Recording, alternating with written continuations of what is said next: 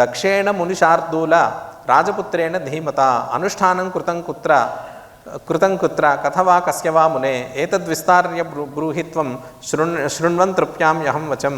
ఇప్పుడు మళ్ళీ ఈ భీముడు అడుగుతున్నాడు. ఆ కథలో వరుసలో మనకి భీముడు అడగటము ఆ క్రమంలో ఉంది. అక్కడ అడుగుతున్నాడు. విశ్వామిత్రుడు చెప్తున్నాడు అనమాట. అవిదూరే పురస్తస్యాః కౌండిన్యస్య మహావనం రమ్యం నానా వృక్ష యుతం నానాశ్వపద సంకులం నానాపక్షి గుణైర్యుక్తం లతాజాల విరాజితం సన్మనో నిర్మలః పయః సరోవాపి విరాజితం తత్ర స్థిత్వా తపశ్చక్రే గజానన మతోషయత్. ముద్గలేనోపదిష్టేన మంత్రేణైకాక్షరేణ సహా ముద్గలుడి చేత ఉపదిష్టం పొందినటువంటి ఆ మంత్రాన్ని తీసుకొని అక్కడ చక్కగా రమ్యమైనటువంటి ఆ కౌండిన్య మహావనం అనే ప్రాంతంలో కూర్చొని చక్కగా అతను అనుష్ఠానం చేస్తూ ఉన్నాడు.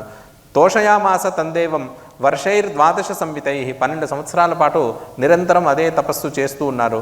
స్నానైర్ వస్త్రైర్ సుగంధైశ్చ మాల్యైర్ ధూపైశ్చ దీపకై నైవేద్యం కందమూలైశ్చ భక్షణీయైరతర్పయతు. అతనికి యథాశక్తిగా ఏదైతే అక్కడ దొరుకుతున్నాయో చక్కగా దేవుడికి అభిషేకం చేయించడం, అట్లాగే వస్త్రం కట్టడం, సుగంధభరితమైనటువంటి మాలలన్నీ తీసుకొచ్చి కట్టడం, ధూపదీపాదులు, నైవేద్యం. ఆ నైవేద్యం కూడా కందమూలాలు అక్కడ దొరుకుతున్నాయి, వనంలో దొరికేవే కాబట్టి వాటిని తీసుకొచ్చి చక్కగా ఆయనకు సమర్పించి రోజు పూజ చేస్తూ ఉన్నాడు. మనసా కల్పయామాస దక్షిణాం క్షత్రియర్షభ ఏవం తస్యాగమన్ భూప దినాని 21 తతః ప్రభాత సమయే స్వయమేవ దదర్శ సహ ఏకం మహామతంగం చ సింధూరాక్తం సుశోభితం. ఈ రకంగా అతను ఎప్పుడైతే గనక ఆ జపం చేస్తూ నిరంతరం వినాయకుడి యొక్క పూజ చేస్తూ ఉన్నాడో అలా 21 రోజులు గడిచిన తర్వాత ప్రభాత సమయం చక్కగా సూర్యోదయ సమయంలో ఒక చక్కటి దర్శనం కలిగింది అతనికి.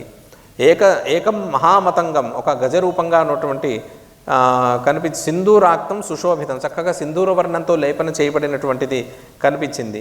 మదస్రావి సుగంధాఢ్యాం సుందరం గిరిసన్నిభం చారు ప్రసన్న వదనం దంతశోభి మహత్కరం. చక్కగా చాలా మదించినటువంటి ఒక ఏనుగుకి ఎలాగైతే దేహం ఉండి చక్కగా మదస్రావి ఆ చెవుల పక్క నుంచి మదజలం అనేది కారుతూ ఉందో భ్రమర రాశి సమాకీర్ణం గజాననం ఇవాపరం. ఎప్పుడైతే కనుక ఆ మదజలం కారుతుంటుందో అప్పుడు భ్రమరాలన్నీ అవి తాగడం కోసం వచ్చి ఆ చుట్టూ తిరుగుతూ ఉంటాయి అన్నమాట. అది ఏమిటంటే ఆ ఏనుగు మహాబలం ఉన్నది అని చెప్పడం కోసం సూచన చేయటం అది. తేన తత్కంఠ దేశేతు రత్నమాల సమర్పిత. ఇలా అతనికి ఆ స్వప్నంలో కనిపిస్తున్నప్పుడు ఇతనికి కంఠంలో ఆ ఏనుగు ఒక మాల తీసి కంఠంలో వేసేసింది. కంఠం అంటే మెడలేందు ఒక మాల సమర్పించింది. తత ఉత్సాప్య తం స్కంధే స్థాపయామాస దంతిరా. అది తీసుకుని వెంటనే అతని మెడలో వేసింది. సదంతి నగరం యాత పతాకధ్వజశోభితం తత సప్రతిబుద్ధ సన్ పప్రచ్ఛ జననీం నిజాం. ఇప్పుడు ఎప్పుడైతే ఇలా జరిగిందో వెంటనే తల్లిగారిని అడిగారు, ఏమిటి నాకు ఈ రకమైనటువంటి కళ వచ్చింది, దాంట్లో ఇట్లా మహా పెద్ద భీకరం అంటే చాలా పెద్ద ఆకారం కలిగినటువంటి గజం ఒకటి తన తుండంతో ఒక రత్నమాల తీసి నా మెళ్ళో వేసింది, ఈ స్వప్నానికి ఫలితం ఏమిటి అని చెప్పి అడుగుతున్నారు అనమాట. ఆరోహణం కమలే వద మాతస్త్వం అస్యాభిప్రాయే మదద్యమే. ఆ తండ్రిని అడుగుతున్నాడు ఈ స్వప్నానికి ఫలితం ఏమై ఉంటుంది అని. ఆరోహణం గజస్కంధే శుభం వా ఇది వా శుభం.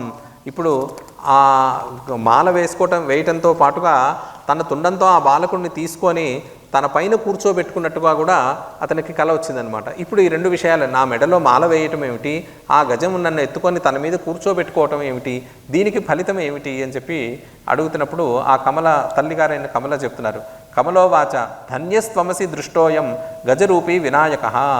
నువ్వు గజరూపంలో ఆ వినాయకుడిని చూసావనేది నీవు చాలా ధన్యుడివి, ఎంతో నీకు పుణ్యం చేత లభించింది. ఆరోహణ ఫలం రాజ్య ప్రాప్తిరేవ నసంశయ. నీవు ఎప్పుడైతే కనుక ఆ గజాన్ని ఆరోహించావు అని చెప్పి నీకు కనిపించిందో అది నీ జీవితంలో ఒక ఔన్నత్యాన్ని సూచిస్తుంది. ఎంతటి ఔన్నత్యాన్ని అంటే చిన్న చిన్న ఔన్నత్యం కాదు. గజం అనేది మనకి కనిపించే జంతువులన్నిటిలో కల్లా ఉన్నతమైనది. కాబట్టి ఇతను కింద ఉన్నటువంటి వాడు ఒక ఉన్నతమైన స్థానంలో వెళ్ళి కూర్చున్నట్టుగా కనిపించింది. కాబట్టి మనకి తెలిసినటువంటి ఉన్నతమైన స్థానం ఏమిటంటే రాజుగారి స్థానమే. ఈ లోకంలో మనం చూసుకున్నట్టయితే ఒక రాజ పదవి అనేది ఉన్నతమైన స్థానం. కాబట్టి నీవు కూడా త్వరలో రాజుగా కాబోతున్నావు అని చెప్పి చెప్తున్నారు. రాజ్య ప్రాప్తిరేవ నసంశయ. యది దక్ష ఉవాచ యది రాజ్యస్య ప్రాప్తిస్య తదా తుభ్యం దదామ్యహం నరయానం తథా గ్రామాన్ దీపికాం మౌక్తికస్రజం ధర్మంచ కారయిష్యామి గతాష్టాపదదానతః వ్రతాని నియమాంశైవ దానాన్యాన్యాన్యనేకశః. ఇప్పుడేమన్నాడు, ఒకవేళ కనుక ఓ తల్లి నీవు చెప్పినట్టుగా నాకు కనుక రాజ్యప్రాప్తి కనుక కలిగినట్లయితే నీకు చక్కగా ఒక పల్లకీని ఏర్పాటు చేస్తాను, నువ్వు నడుస్తూ కష్టపడక్కర్లేదు, పల్లకీని ఏర్పాటు చేస్తాను. అలాగే నీవు ఏవైతే దానాలు చేయాలనుకున్నావో, వ్రతాలు చేయాలనుకున్నావో వాటన్నిటికీ అన్ని సదుపాయాలను నేను కల్పిస్తాను. అలాగే నీకు చక్కటి హారాలన్నిటి కూడా చేయించి మంచి శోభాయమానంగా ఉండేటట్టుగా నీకు అవి కూడా చేయిస్తాను. వ్రతాన్ని నియమాంశైవ దానాన్యన్యాన్ని అనేకశః, నీవు ఏవైతే దానాలు చేయాలనుకున్నావో అన్ని దానాలు నీతో చేయిస్తాను, నువ్వు ఏ వ్రతాలు చేయాలనుకున్నావో అన్నీ కూడా నీకు చేయిస్తాను అని చెప్పి మాటిచ్చాడు. శృత్యేత్థం కమలాహృష్ట జగాత తనయం ప్రతి త్వయి రాజ్యస్థితే పుత్ర పరమానందత మమ స్వదర్శే రమతాం చేతః సతః స్యాత్ ప్రభుసత్తమ ఆయుష్క్యం విపులంతేస్తూ ద్విజదేవార్చనే రతి. ఇప్పుడేముంటున్నా అంటే, తల్లి అలాగే జరిగితే కనుక చాలా సంతోషం నాయన, నువ్వు ఈ మాట అన్నావు, దీంతోనే నాకు చాలా సంతోషంగా ఉంది, నీకు చక్కటి ఆయుష్ అన్నీ కూడా రావాలి అని చెప్పి పుత్రుణ్ణి ఆశీర్వదించింది. ఇలా జరుగుతూ ఉండగానే ఇంకొక విచిత్రమైన ఘటన దగ్గరలోనే జరుగుతుందన్నమాట. శృణురాజన్ మహాశ్చర్యం దైవకాలకృతం శుభం, దైవకాలకృతం శుభం. ఇక్కడే మనకి కావలసినటువంటి బీజావాపం చేస్తున్నారు ఈ శ్లోకంలోనే, భవిష్యత్తుకి సంబంధించినది. మహాశ్చర్యం శృణురాజన్ మహాశ్చర్యం దైవకాలకృతం శుభం కౌండిన్యే నగరే రాజా చంద్రసేనో మహామతి. ఆ దగ్గర ఉన్నటువంటి మనం కౌండిన్య వనంలో ఇతను చేస్తున్నాడు అనుకున్నాం కదా, ఆ నగరంలో కౌండిన్య నగరంలో రాజు చంద్రసేనుడు అనేటటువంటి రాజు, మహామతి చక్కటి బుద్ధిమంతుడు. స్వకర్మ పరిపాకేన నిధనం కాలయోగత.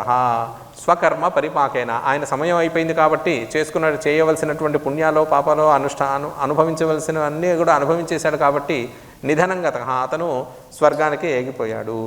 అగమద్దివ్య యానేన ధర్మబాహుళ్యతో దివం, అతని కోసం ఆ ధర్మపరాయణత వల్ల అతనికి ఒక దివ్యమైనటువంటి విమానం వచ్చింది, దాన్ని ఎక్కేసి ఆయన దివ్య దేశంకి వెళ్ళిపోయాడు. కాబట్టి ఆ పార్థివ దేహం ఒక్కటి ఇక్కడ మిగిలిపోయింది. తచ్చ నాగరికాశ్రుత్వా హాహారకారం ప్రచక్రిరే ధావమాన యయుస్తత్ర త్యక్వా కార్యాణ్యనేకశః. ఎప్పుడైతే ఈ మాట రాజుగారు చనిపోయారని విన్నారో వాళ్ళందరూ హాహాకారాలు చేయటం మొదలుపెట్టారు. అయ్యో, మాకు కన్నబిడ్డల్లాగా మమ్మల్ని అందరినీ చూసుకున్నాడు, ఈయన వెళ్ళిపోవటం ఏమిటి అని చెప్పి.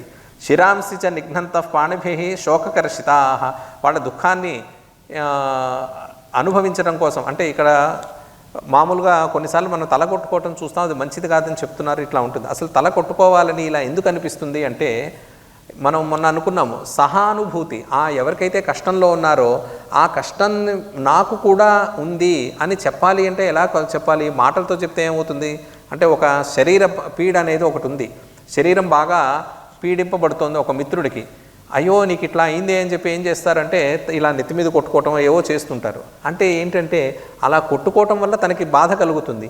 నీవు బాధలో ఉన్నావు, నేను కూడా బాధలో ఉంటాను నీలాగనే, అంటే నీ బాధ నా బాధ అని చెప్పడం కోసము అలా కొట్టుకోవటం కానీ ఎవరిని చేస్తూ ఉంటారనమాట. అంటే దీన్ని సహానుభూతి అని మనం అంటూ ఉంటాం. నీకు ఏ అనుభూతి ఉందో అటువంటి అనుభూతి నాకు కూడా ఉన్నది అని చెప్పి